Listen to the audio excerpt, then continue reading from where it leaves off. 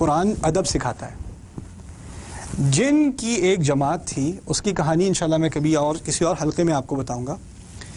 جن کی ایک جماعت تھی جنہوں کی جماعت جنہوں نے قرآن کو سنا، گزر رہے تھے، ایک ان کا گروہ گزر رہا تھا، رسول صلی اللہ علیہ وسلم قرآن پڑھ رہے تھے، وہ ذرا ایک اپنی جگہ کھڑے رہ گئے. فلما حضروه انصتوا، جب وہ اس کی حاضری میں تھے، قرآن کی حاضری میں تھے تو خاموش کے خاموش رہ گئے.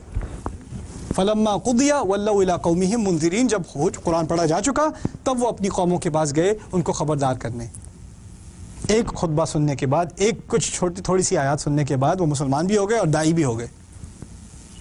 اچھا، اب ان جنوں کے بارے میں انہوں نے ایک تقریر کی، جنہوں نے مسلمان ہونے کے بعد کچھ باتیں کہیں، اور وہ باتیں اتنی خوبصورت ہیں کہ اللہ تعالیٰ نے ان کو نازل کر دیا اور سورہ جن کا حصہ بنا دیا. سورۃ الجن میں ان کی کچھ باتوں کا ذکر ہے. ان میں سے ایک جو بڑی پیاری بات جنہوں نے کی، بہت خوبصورت بات ہے. کہتے ہیں وَأَنَّا لَا نَدْرِي أَشَرٌ أُرِيدَ بِمَنْ فِي الْأَرْضِ أَمْ أَرَادَ بِهِمْ رَبُّهُمْ رَشَدًا.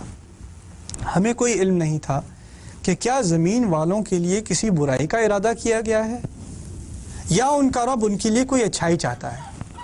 میں دوبارہ ترجمہ کرتا ہوں. ہمیں کوئی علم نہیں تھا کہ کیا زمین والوں کے لیے کسی برائی کا ارادہ کیا گیا ہے یا ان کا رب ان کے لیے کوئی اچھائی کا ارادہ رکھتا تھا. اب دو ارادوں کا ذکر ہے، اچھائی کا ارادہ اور برائی کا ارادہ. جب اچھائی کے ارادے کی بات آئی تو کہتے ہیں کہ کیا ان کے رب نے ان کے لیے کوئی اچھائی رکھی تھی، کسی اچھائی کا ارادہ رکھا تھا. رب کا لفظ سنا آپ نے. جب برائی کی بات کی تھی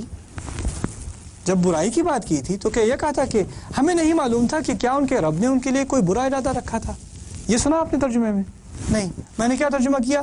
ہمیں معلوم نہیں تھا کہ کیا کسی برائی کا ارادہ کیا گیا تھا. برائی کا ارادہ کیا گیا، سوال پیدا ہوتا ہے کس کا ارادہ؟ اس کا ذکر نہیں. کیوں؟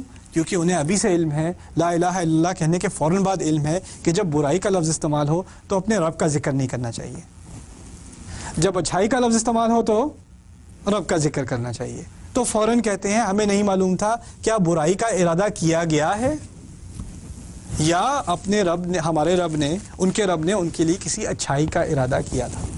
ایک دفعہ رب کا ذکر، دوسری دفعہ رب کا حذف، نہ ذکر نہ کرنا، یہ بھی ادب کی بات ہے. تو جب اللہ تعالیٰ کی طرف کوئی بات منسوب کی جائے، اللہ تعالیٰ کی طرف کے بارے میں کوئی بات کہی جائے تو ادب کا لحاظ رکھنا چاہیے. اتنا لحاظ تو جنوں کو بھی ہے یار، اتنی عزت تو جن بھی کرتے ہیں. ہمارے یہاں کیا ہے یار، بس دیکھو اللہ تعالیٰ نے بڑی مصیبت میں ڈالا ہوا ہے آج کل. لوگ کہتے ہیں کہ نہیں کہتے؟ کچھ تمیز سے بات کر لو. اللہ تعالیٰ کے بارے میں بات کر رہے ہو یار، دیکھو بس اللہ تعالیٰ بس مشکلوں میں ہی ڈالتے جاتے ہیں، پتہ نہیں کیا ہے، کیا گناہ کر دیا ہے کہ بس پیچھے ہی پڑے ہوئے ہیں آج کل. سبحان اللہ، یہ باتیں میں نے خود اپنے کانوں سے سنی ہیں. کیسی باتیں کر رہے ہو؟ یہاں تک جن کو تو اتنا خیال ہے کہ کوئی اللہ تعالیٰ نے کوئی سزا مقرر بھی کی ہوتی تو وہ اس لفظ کو اس کے ساتھ استعمال نہ کرتے. سبحان اللہ، سبحان اللہ. تو ہمیں جب اللہ تعالیٰ کے بارے میں کوئی آپ کا امتحان لے بھی رہے ہیں تو پہلے الفاظ جو آپ کے منہ سے نکلنے چاہیے وہ ہونے چاہیے الحمدللہ. الحمدللہ کہنے کا بھی طریقہ ہوتا ہے. یہ نہیں ہوتا الحمدللہ بس کیا کریں، نہیں، یہ الحمد نہیں ہے. شکایت کر دی الحمدللہ کے لفظ استعمال کر کے. حمد کا معنی ہے مجھے کوئی شکایت نہیں، میں خوش ہوں، میں اللہ تعالیٰ کی تعریف میں لگا ہوا ہوں اور اس کا شکر گزار ہوں. جو بھی کر رہا ہے وہ صحیح کر رہا ہے، اس کو میرے بارے میں بہتر پتہ ہے اور میں اپنا کچھ خیال کر سکتا ہوں، وہ مجھ سے بہت زیادہ خیال کرتا ہے. میرے رب سے زیادہ میرا خیال کون کرے گا؟ میں تو خود نہیں کر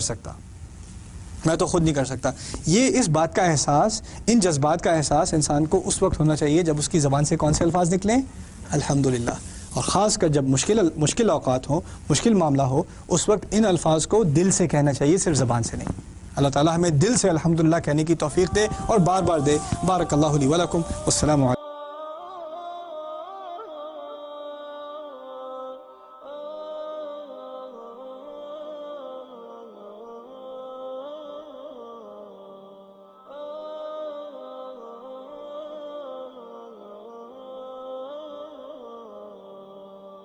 يا حامل القرآن قد خصك الرحمن